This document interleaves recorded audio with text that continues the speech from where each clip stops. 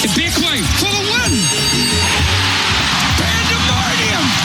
Absolute scene. The hottest basketball takes, news, and analysis. This is the Fast Break Podcast with Finn James and Will Tremaine. Welcome into the Fast Break Podcast, the podcast made by basketball fans. For basketball fans. Finn James, Will Tremaine. back again with another episode. Thank you all so much for the support recently. It's been really good, going through all the NZNBL interviews and everything. It's been great to see all the new people watching the podcast. So a big thank you to everybody that has tuned in the last couple months since the NZNBL season started. Been thoroughly enjoying pumping out the content. But we've got another jam-packed episode for you, of course. As you can tell by the title, we caught up with the one and only Corey Webster. Full transparency, this was a week ago, but however, nothing has aged, so you haven't missed anything with a great chat with C-Web. Legend of the basketball game in New Zealand. So good to talk to him. One of the pioneers, Will, I reckon. Yeah. One of the great men, so it was awesome to catch up with him, so we will be getting into that very, very shortly. Of course, we'll be going through round 7 of the Sal's NBL action. I think we're starting to figure out who are the pretenders and who the contenders are of the Sal's NBL, and of course, the NBA, the Western and Eastern Conference Finals are in full swing. So we're going to be casting our eye over that, as well as the first defensive team is out, or the first and second defensive team, the all defensive teams. And of course, at the very end of the podcast, we'll have the Fast Break Podcast MVP for round 7. You might want to skip to that because it's always a good watch. But Will, before we get into the Corey Webster interview, there's some massive news out of the Breakers. Gordon Herbert officially signed as a head coach after an absolute roller coaster of reports. Obviously, about 2 weeks ago, you and I discussed that he was set to sign, but nothing was official. Then it was a stalemate, apparently, between the two. But now he's here, and he signed for a 2-year deal to join the club, which is very exciting. Yeah, it was a bit of a tumultuous time. Great word. Big word for me. Yeah, I mean, originally, Pleb or someone announced that he was in talks and he was signing with the Breakers, and then we saw reports saying that he wasn't, and he was upset about how it was being leaked and stuff. But another 180, he's signed, officially signed on the dotted line. Dylan Boucher came out and said that it was a load of nonsense what was getting shared, and that was never off the table. Gordon also released a statement saying he loved the idea of coaching down here in New Zealand, not just the basketball side of things, but he just he thinks it's a lovely way of life down here, down under. Can't blame him. So it's going to be exciting to have him on board. But yeah, we'd had some reports. I had another insider reach out to me and say that it was possibly not on the table, and there was another guy in line. But yeah, as we've seen, he signed on the dotted line. So I mean, adds him to a stacked roster of players that we've already signed. Speaking of stacked players, there's another big name that's also been signed to the Breakers, Finn. Kouat. Yeah, absolutely huge to get his name. I mean, we got DJ a couple weeks ago now, and we thought, okay, that's probably our biggest signing of the off season, and now we've gone and got Kouat, one of the most sought after best sixth man in the NBL for multiple seasons in a row. Probably going to be starting for us, and he came out with a hot statement saying he wants to win MVP. Yeah, that is a hot statement. Yeah, I love to see that. So if you're a Breakers fan, there's lots to be excited for sure. Most definitely. And this it doesn't round out our roster. We've still got 3 spots to fill. But it's very positive what Dylan Boucher has put together. He's been a very busy man. Back to the Gordon Herbert signing. Obviously, Dylan Boucher came out and said that it was all nonsense. But Gordon also spoke to Scotty and Izzy earlier last week, the day after he signed, and said he's very excited. And he gets to do 100% effort into both the Canadian men's team and the Breakers, which was one of the big selling points why he could come down here and coach. Yeah. So there was a lot of European clubs going after his signature, but I guess the seasons aligned perfectly to the point where he could do Breakers and Canada at the same time, which is really positive. He might be the most experienced coach the NBL's ever seen. I reckon he is 100%. He's a World Cup winner. There's not a single World Cup winner to ever coach in the NBL. That by itself is insane. I think he's won 5 titles in Europe as well, and most recently that Bundesliga title for Bayern Munich. And just with Kouat as well, just my 2 cents on that. I think a big selling point for him coming to the Breakers, I feel like Dylan's probably promised him a starting position. Yeah. And Kouat is a very, very confident player. He's a 1-time Sixth Man of the Year, 2-time champion as well with Sydney.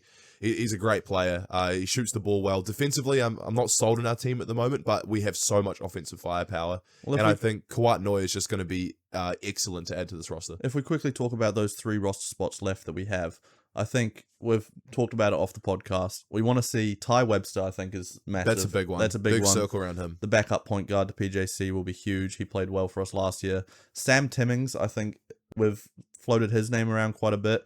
I think he would be the perfect backup 5 on this Breakers team. And then I think An import. lastly, we obviously need another import, and I think go get an import center, I think, to start so that we can have Sam at the 4, Sam Timmings backing up this center, and I think we got ourselves a championship roster. It's a very good team, and we do have 2 import spots left, but a lot of teams did this thing last year where they would only sign 2, and if they needed to rejig the roster like partway through the season, like someone goes down with an injury, it gives them far more versatility to go and find somebody overseas to fill that void. Sydney did it perfectly, picking up Torrey Craig after Bull Kouat down. But that's all we have time for to talk about the Breakers. We're going to get into this great interview with Corey Webster. We caught up with him earlier. We'll be back after that to go through the next round of Cells NBL action. It's an absolute pleasure now to be joined by former Tall Black, former Breaker, Manawatu Jets point guard, man, one of the legends of New Zealand basketball. Massive comeback this season from a huge injury last year. It is, of course, the great man, Corey Webster. Corey, thanks so much for jumping on. What's it been like getting your feet back under you the last year or so after that massive injury you got last year? Yeah, no worries. Thanks for having me.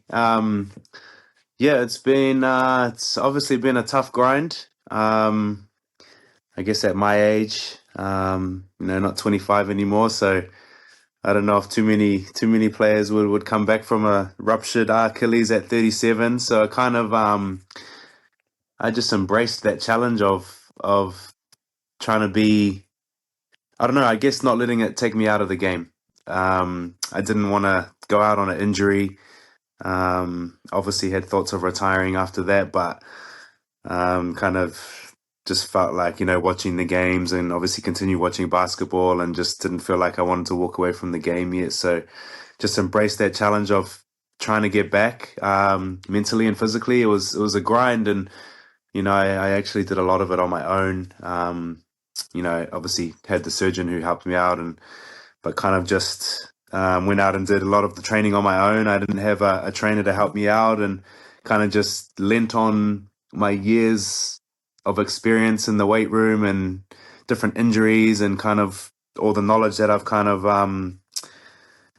collected over the years of playing basketball and being involved with sports, and just lent on that a little bit and just got stuck in and worked my butt off. But yeah, now coming to, I guess, the end of the journey where I'm getting back into playing, I'm feeling really good about it, and the body's holding up right now. And there's a little ways to go still. I'm still kind of on restricted minutes, and I don't want to kind of push the body too hard, and don't quite fully trust my leg at the moment. But I think with the more minutes and more games under my belt, that will start to change. But yeah, feeling really good now, and just great to be back out there. Hey, Corey, you kind of alluded to it there, but after someone like you with a super long and successful journey in your basketball career, what kind of was going through your mind when this Achilles rupture happened? A lot of athletes would hang it up at the later end of their career. What did you tell yourself mentally and physically to go through this, to come back and get back on that court? I just stayed positive through it. Obviously you have your days, especially when you're stuck on the couch in a moon boot and can't do much. And, my partner's just nursing me every day and looking after me. And you have those days when you get, quite depressed and down about it. But, I think back to, challenges that I've had in my career going way back when I was young and first became a professional, and obviously went through some challenges. And, I just thought back to those times and how I got through it, and how I've always been one to kind of embrace challenges and not let anything hold me back and stop me. And I just, I just did my best to stay positive, and I guess convince myself that I could get back to a fitness level where I could play, and that my leg will come back strong. And as long as I put the work in, I'll see the results. And so again, just kind of leaning on that experience that I've kind of gained through all the years, just to keep me confident and keep me going. And I've got young children as well, so I wanted them to see me play a little bit more and not see me go out on an injury, and kind of show them what it's like to kind of overcome different challenges. So that kind of came into it a little bit as well. Did you feel like you had to prove some people wrong when this happened?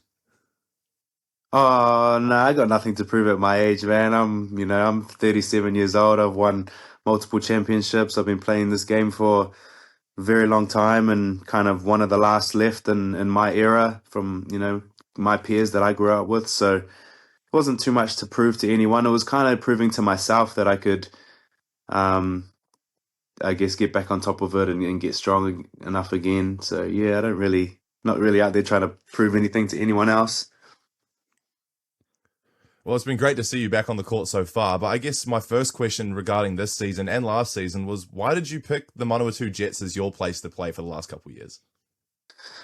Well, they actually, before last season, they actually offered me the head coaching job. It was going to be kind of a player coach kind of role. And I wasn't ready to do that at the time. I don't think it would have been a lot of work, and I would have had to be down in Manawatu full time. And I've got stuff going on in Auckland with my own coaching and my own business and different stuff. So I kind of had to be back and forth between Auckland.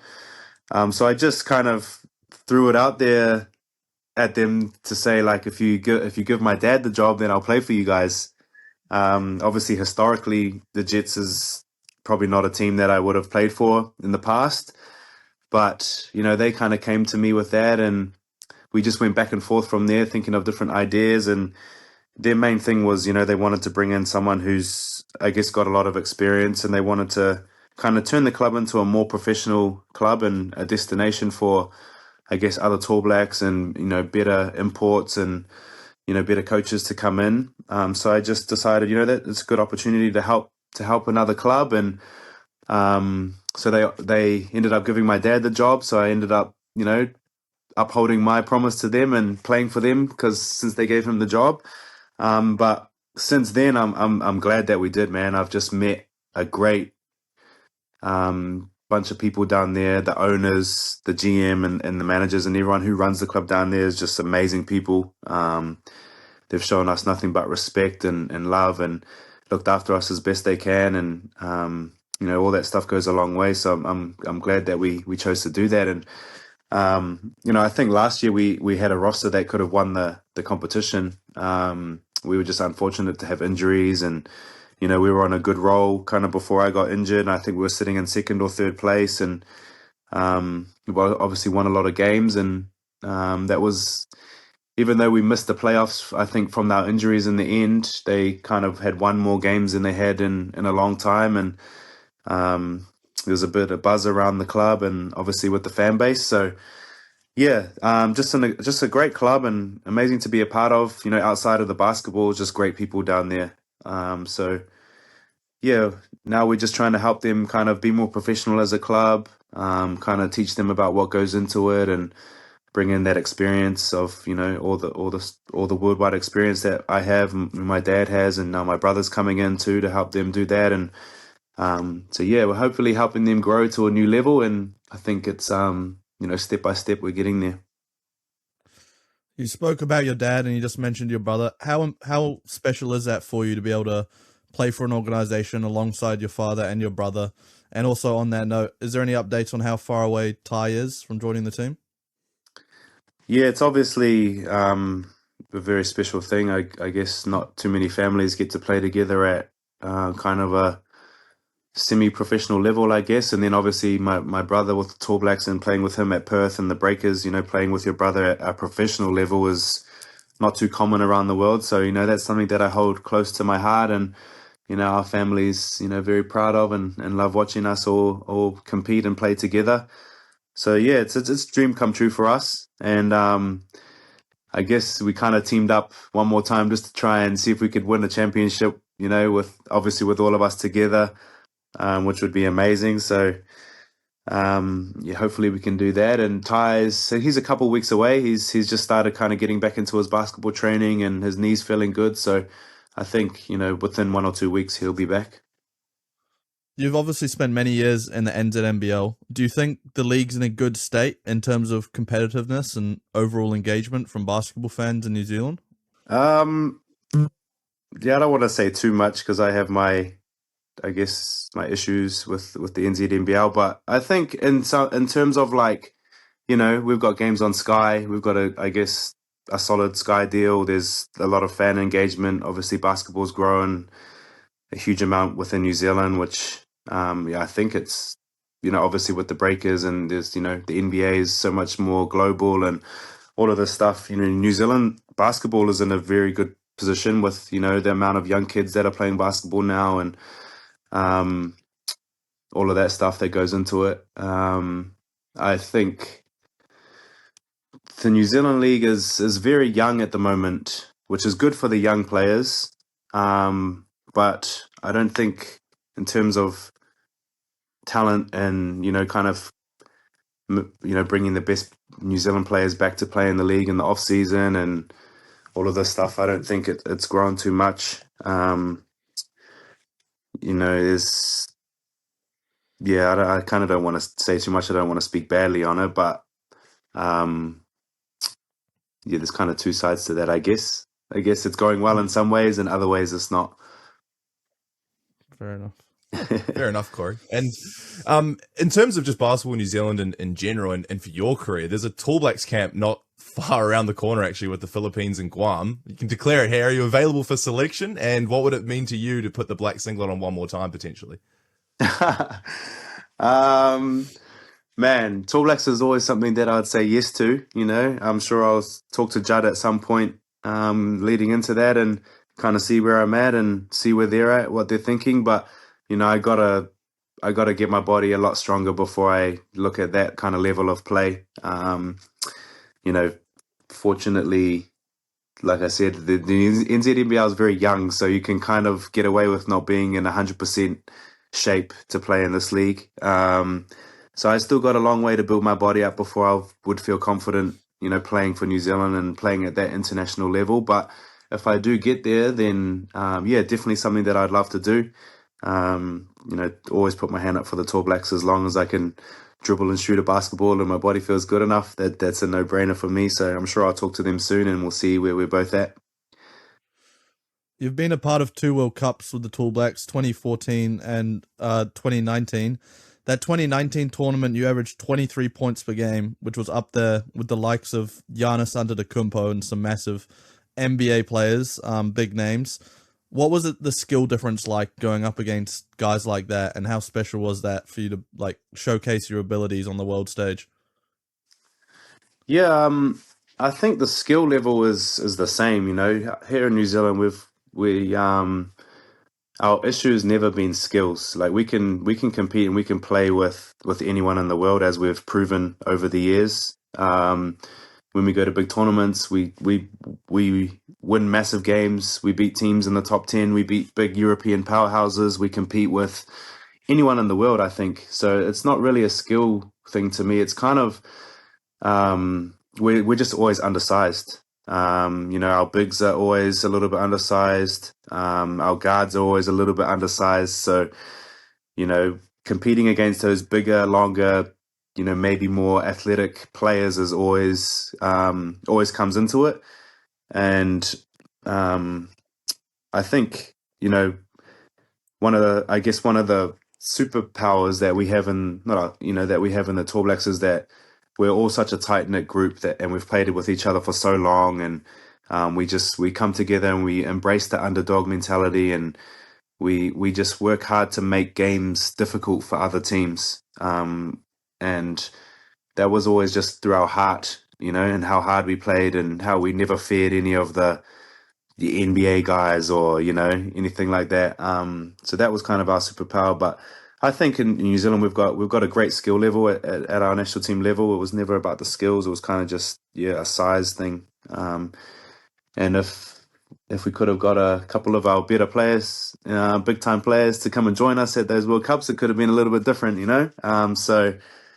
But yeah, I'm always proud of how we compete in those big tournaments. Man, we always compete with the best in the world, which is great for, little old New Zealand. And there's an iconic video that I love to watch every now and again from the 2014 tournament. It's of the boys doing the haka against Team USA, and a lot of those top guys, I think James Harden, Derrick Rose, some of the names I can remember, just looking stunned. What was that like as a moment, being able to share our culture with the world? Yeah, it was cool, man. Obviously, I'm not sure if any of them had really seen a haka before, especially not on a basketball court. They might have seen it at, I don't know, American football. You know, some of the Hawaiian teams and some different teams do it before American football games, or maybe they've seen the All Blacks or something. But yeah, just an amazing experience for us to kind of share that with them. I did hear that their coach kind of explained it to them before and gave them a little rundown on what the haka was and what it means culturally for New Zealand, and that all our sports teams do it, and a little bit of history behind it. So I think they kind of knew, which was cool. And yeah, obviously that video has been circulating for 10 or so years now, and you see it pop up on the phones every now and then, which is, you know, have a little laugh about that, which was awesome. But yeah, yeah, it's always amazing and a privilege and an honor to be able to step up on the world stage and do a haka for yourself, for your fans, for your family, for your country. Obviously nothing better than putting on that black jersey and doing that. So yeah, amazing experience. Well, Corey, it's been an absolute pleasure having you on the podcast this morning. And on behalf, I'm sure, everyone in basketball New Zealand, it's great to see you back on the court, coming back from such an injury that can definitely ruin some people's careers. So it's great to see you back on the court, and it was great to speak to you this morning. Thanks so much. No worries, guys. Thanks for having me. Appreciate it. You're listening to the Fast Break podcast on Sport Nation with Finn and Will. Time to go around the grounds with round 7 of the Cells NBL. We have one more game. Pardon? I like what you did there. Thank you. Around the grounds. Yeah. We've got one more game, though, this round on... It's actually tonight. I think it starts at 7 o'clock, so it will be out 2 hours... the game will be on 2 hours after the podcast comes out. So actually, you know what, Will? I'm going to head there first. What is your prediction for tonight against the Saints and the Hawks? I'm sorry, Hawks Bay Hawks fans, but this is about to be an absolute demolishing from the Wellington Saints, and I might come back to bite myself. If I do, I will hold my hands up and apologize. But I'm saying Saints by 20 plus. Yeah, I'm probably leaning towards the same as you will, and I'm going to get the odds up actually. Holy, okay. This is on Betcha and the TAB. Obviously, R18 gamble responsibly. Wellington Saints $1.05 to win. The Hawke's Bay Hawks $9 to win. You know what? At $9, it's worth chucking a little fiver on there, I reckon. $9 to win for the Hawke's Bay Hawks. Yeah. They're playing in Wellington as well, so like a hostile crowd. Who knows? Jackson Bull, Keanu Rasmussen might go off for the game of their lives. 50 points. Look, stranger things have happened. Dan Greeter. I still remember the opening round. Will and I got on the Otago Nuggets against the Southland Sharks. Yes. First game of the season. I think it was literally the opening game of the NBL season. That South Derby. And the report came out for the Sharks that they would literally have no one. Like, Asbury wasn't there. Max Starling, Tobias Cameron. Boone. I think that Boone wasn't there. I don't even think they had Ryland Jones yet. I'm pretty sure they were a fully local roster, and the Nuggets were fully healthy. Sharks and they were paying $5. They were paying fives, and we got on them. Made some good coin there. But yeah, very interesting. But no, we didn't. Gamble responsibly on the game tonight. If you're a Hawke's Bay fan, we did not gamble, by the way, guys, on that game. Not allowed to. Good point. Yeah, I'm pretty sure we can, but I don't even know if we can. But anyway, regarding the game tonight, the Saints are probably going to get up by a landslide, unfortunately. Yeah, especially the team that they're putting together as well. And we'll get into one of the players who is just absolutely booming. And we'll actually go back to Thursday night game. The Sharks versus the Saints down in Southland. The Sharks did get up 104-90. It was the Sharks' 7th win in a row, Will. They're looking like the best team in the Sal's NBL. Hands down. I mean, their imports are on fire. Asbury and Ryland Jones, I think, is the best backcourt in the league currently. And yeah, but despite Elijah Pepper dropping 43 points, 16 for 28 from the field, I mean, he's the best scorer in this league. He's been the best scorer I think we've seen in a long while in the Sal's. But yeah, can't obviously get the job done by himself. Liafa helped out a bit. He had 10 points, 11 boards, and 8 assists, so a near triple-double for him. He's really been passing the ball well this season. He's kind of moved from like a two-guard role where he was purely a shooter, 3-and-D. and now he's kind of like he's a point guard playmaker. I've liked his game so far. This could be good for the Breakers next season. If he resigns. No, he's signed. Oh, he is signed. He's on that's there. He right. was on a 2-year deal, so he's on the roster next Yeah. year. So obviously Legasic's there as well. Yeah. Legasic might be playing more. Oh, he's a one roll as well. I think I saw him drop 21 dimes for Gold Coast the weekend just gone. Yeah. Ridiculous. Yeah. I don't know how many We got minutes some they are. playmaking. We know what Parker Jackson Cartwright can do. Yeah, We're we've gonna got some good passing. we got some good point guards for the Breakers next season. Yeah. But yeah, like you said, Will, Elijah Pepper 43 points. I think it's the first 40-point game we've seen from a player this season.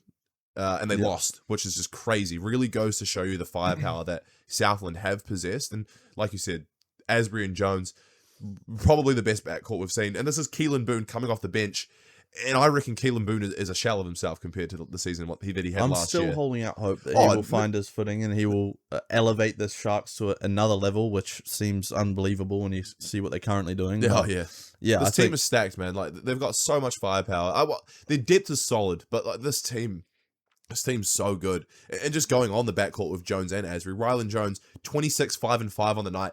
Caleb Asbury, 26, 6 and 7. 10 of 13 from the field. I hate that you just did that.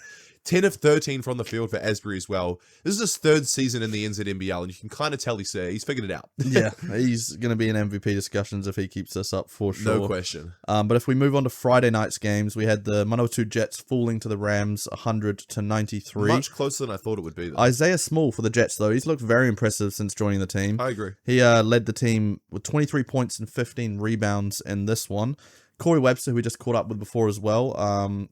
His third game back now, I think, for the Jets. This might be second, actually. Second or third. Yeah. He had 16 points off the bench, so it's good to see him slowly finding his footing, as he talked about. He's still not at 100%. No. But I think as the season progresses, back end of the season, we might start to see that real Corey Webster of old, which will be great to see for basketball fans across the country. He can still shoot the lights out, man. Like, he still looks like one of the best shooters I've seen in this country ever. Well, he probably is our best shooter ever. I'm just talking about in the league right now. He still looks money, like really cash. That doesn't go away. I guess it's like riding a bicycle.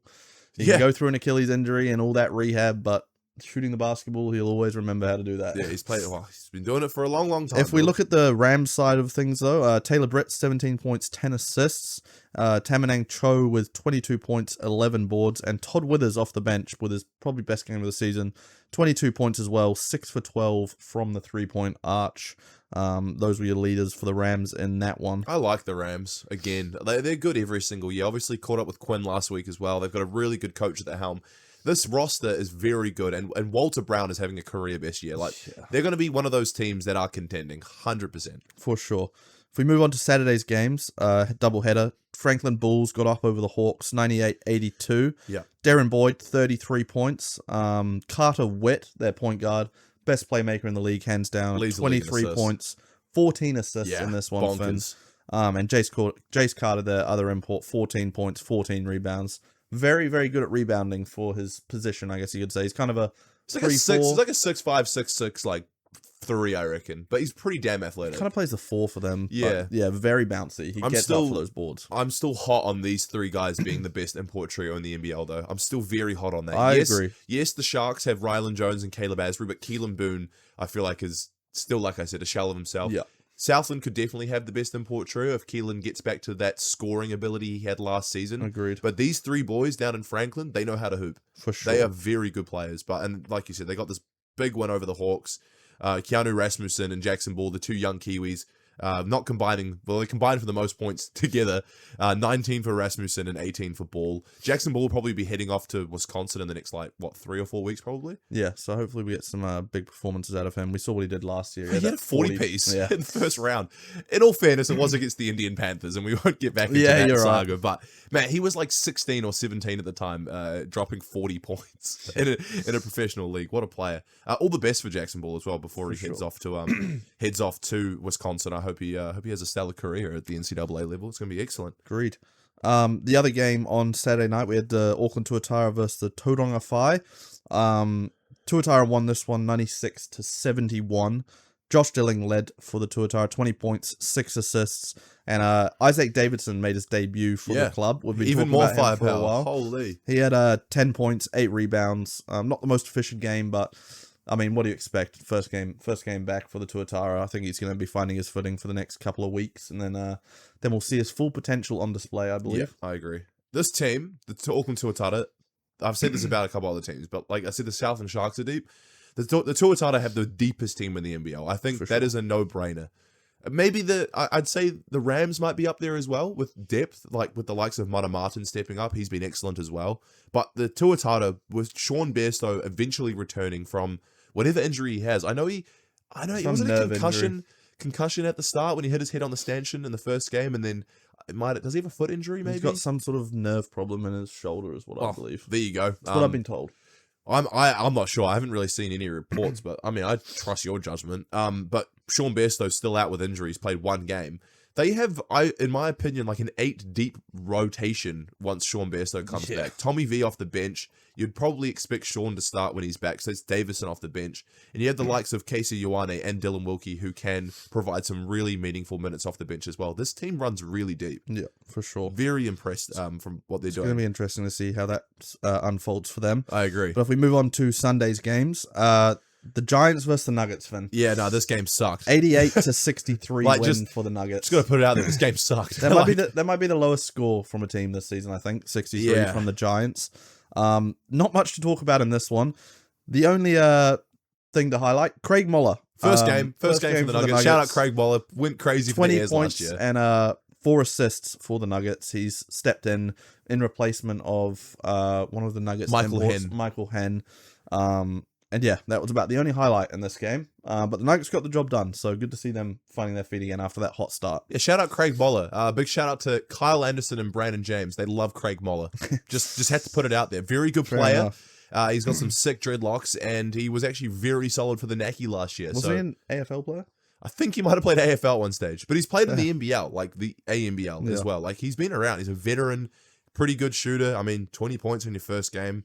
And a big win for the Nuggets. They were actually, I thought, a little bit on a slippery slope. Lost a few games in a row there. But I already know Coach Jeff Sparrow probably going to grab them by the scruff of the neck and get them straight back in there, play some defense. Up and downs, Will. Yeah. Up and downs. And in the last game of the round, well, apart from tonight's game, of course, we had the Taranaki Airs losing to the Rams 113-86. Xavier Green for the Airs, 22 points and 6 assists. Solid game. And for the Rams, Tamanang Cho with 27 points, 11 rebounds, 7 assists, near triple-double, great game. And Jack Andrews, 18 points, 9 rebounds, 6 for 8 from the field. Mr. Efficient. Love Jack Andrew. I like the development this kid has had. I can't call him a kid. He's like the same age as me. The development this guy has had in the last 3 or 4 seasons has been next level good. For sure. I would be very surprised if the Breakers don't give him another DP year. Like, he just continues to get better wherever he goes. It's been an absolute joy watching him. And he's actually got a little 3-ball on him now. Like, he can shoot the thing. For sure. Very efficient, athletic. His body looks good. Big fan of you, Jack Andrew.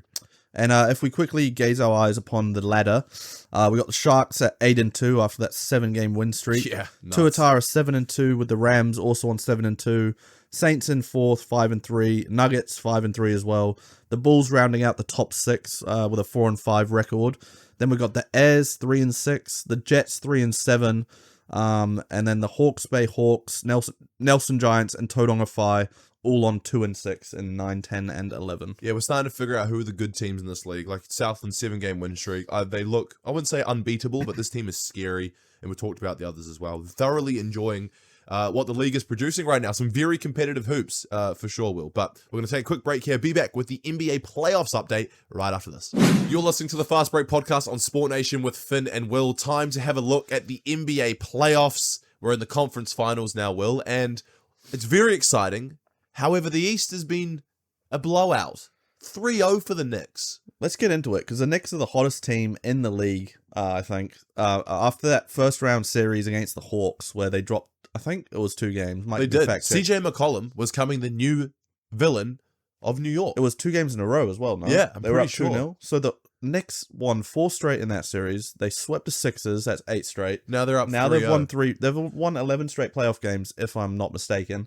They might not have been 2-0 Hawks in that first series. Well, they definitely won 7 straight, or they something. Definitely won 8 straight. It could be 9, or around that. Could be more, but they're looking like the hottest team in basketball. That first game though, let's get into that first game against the Cavs. Oh my god, the Cavs were up 22 points. It was a wraps.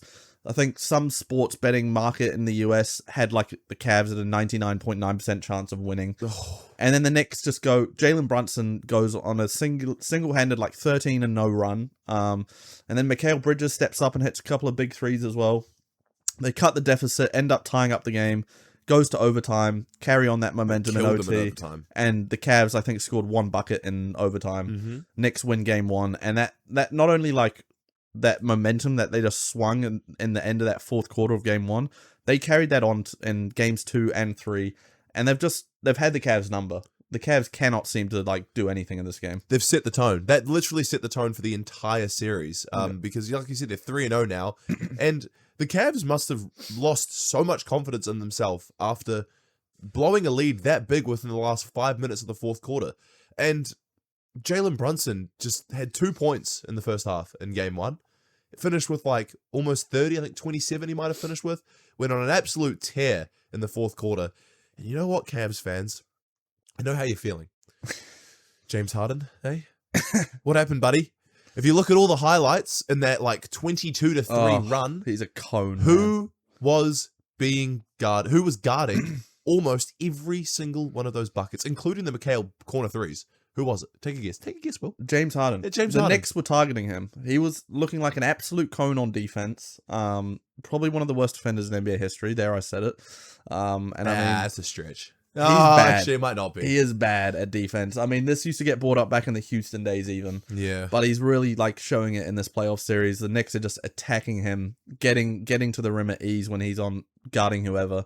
And I think this series is a wrap. I mean, Oh yeah, no, it's Obviously done. it's It's 3-0, done, mate. but I think they it's a might sweep. lose. They might lose game 4, but I think it's they a will. sweep. Look, just going back to game 1. If I'm Kenny Atkinson, why are we not subbing out James Harden? He hasn't played very good in the playoffs in general. You got Donovan Mitchell, who's your leading scorer. Keep him on. Sub James Harden out for one of your good defenders. I mean, especially like he does nothing on defense, but then also like He's not in doing the much on Pistons offense. series, they put Asar Thompson on James Harden in some positions, and then that essentially makes him a non-factor. Yeah. So just take him off. I mean, this series is a wrap. The Knicks probably going to win tomorrow, and that will be a sweep, and they'll be into the finals. Yeah. And but if who we- knows what they could bring. Like, I've always been really hot this playoffs that whatever team comes out of the West is probably going to win. But I don't know. I've always said it on this podcast as well. You can probably go back. I don't trust the Knicks in the playoffs, but they're proving me wildly wrong. And they've kind of figured it out at the perfect time. They could cause some issues for either the Spurs or the Thunder when it comes to the finals. Well, if we get into that other playoff series, Spurs and Thunder, Yeah. the Thunder are up 2-1 after the Spurs won game 1 in OKC. The Spurs had their number in the regular season, but I think OKC is starting to show that they're slightly better. They've got that playoff experience. Yeah. I think OKC does win this series, but the Spurs will definitely get another game for sure. I think game 4 today.